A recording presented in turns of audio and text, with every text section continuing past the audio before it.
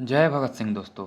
Then उसके बाद हम लोग देखते हैं प्लेसर डिपॉजिट्स। प्लेसर डिपॉजिट्स क्या है? तो प्लेसर डिपॉजिट्स में ये क्या बोलते हैं कि जैसे गोल्ड है, तो गोल्ड हम लोगों को कैसे मिलता है? वो एक नोबल एलिमेंट नहीं है। नोबल एलिमेंट मतलब, नोबल मतलब कि फ्रीली वो हम लोगों को अवेलेबल नहीं है, फ्री स्टेट में अवेलेबल नहीं होता है। रेदर वो पत्थरों के अंदर हम लोगों को मिलता है। जो पत्थर स्टोन्स के वेन्स होते हैं उसके अंदर हम लोगों को मिलता है गोल्ड। पत्थरों के जो वेन्स होते हैं उसके अंदर हम लोगों को मिलता है गोल्ड।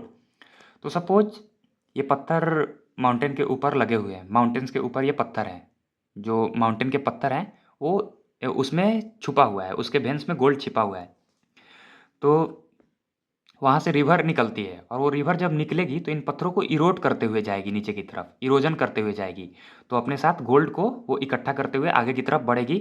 और जब उसका स्पीड स्लो हो जाएगा तो इन सारे इरोड किए हुए सेडिमेंट्स को अपने साथ नीचे लाकर फुटहिल्स पर डिपॉजिट कर देगी। तो ये जो गोल्ड से बने हुए गोल्ड से अ, इन गोल्ड्स को जो इरोड कर कर ला रही थी रिवर, वो जब डिपॉजिट कर देती है तो उसी को हम लोग बोलते हैं प्लेसर डिपॉजिट्स। तो हम लोगों को वेन गोल्ड वाले स्टोन्स कहाँ देखने के लिए मिल रहे हैं? पॉइंट ए पर। और उनका डिपॉजिट्स हम लोगों को देखने के लिए मिल रहा है पॉइंट बी पर।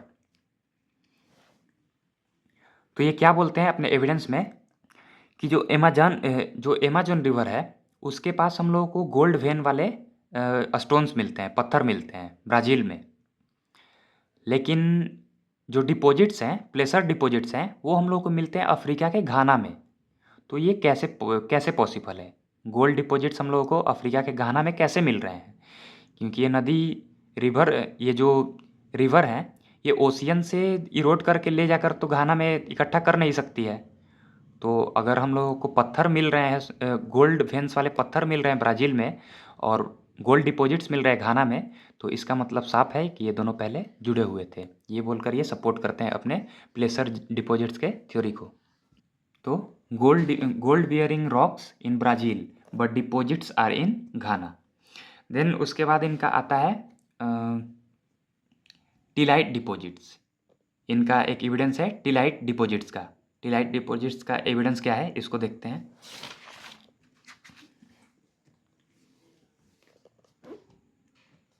तो इसमें हम लोग क्या देखते हैं कि अगर एक माउंटेन है, उस माउंटेन के ऊपर ग्लेशियर जमा हुआ है, तो जब वो ग्लेशियर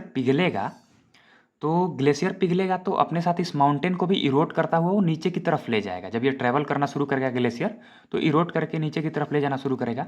और ये जो ग्लेशियर के रॉक्स है ये आपको टूटे फूटे हुए नज़र आने लगेंगे, क्योंकि इसको ये ग्लेशियर पिघल कर जब नीचे की तरफ ट्रैवल कर रहा है तो इरोड करता हुआ ले जाएगा नीचे की तरफ।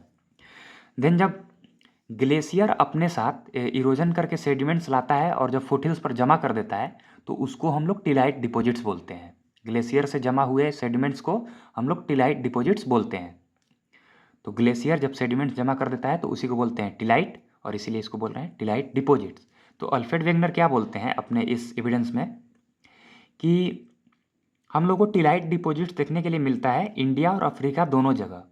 तो इंडिया और अफ्रीका दोनों जगह देखने के लिए मिलता है। कहाँ? इंडिया में छोटा नागपुर प्लेटू वाले रीजन में हम लोग को देखने के लिए मिलता है, और अफ्रीका के गोंडवाना रीजन में। तो ठीक है, गोंडवाना रीजन में देखने के लिए मिल रहा है वो तो ठीक है, क्योंकि वहाँ पर अंटार्कटिका है।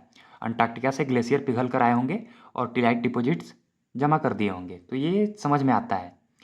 लेकिन छोटा नागपुर प्लेटू वाले रीजन में कैसे मिल रहा है टिलाइट डिपॉजिट्स? क्योंकि टिलाइट डिपॉजिट्स के लिए तो ग्लेशियर होना चाहिए। ग्लेशियर ही तो सेडिमेंट्स को लाएगा ना, सेडिमेंट्स को लाकर फुटहिल पर जमा करेगा। तो छोटा नागपुर का जो प्लेटू है, छोटा नागपुर प्लेटू का जो रीजन है वो तो इक्वेटर के पास है, तो इक्वेटर के पास तो गर्मी है, वहाँ पर कहाँ से ग्लेशियर आ जाएगा? तो वहाँ पर अगर टिलाइट डिपॉजिट्स मिल रहे हैं तो इसका मतलब साफ है कि इंडिया और अफ्रीका जुड़े हुए थे, एक समय में ये दोनों जुड़े हुए थे।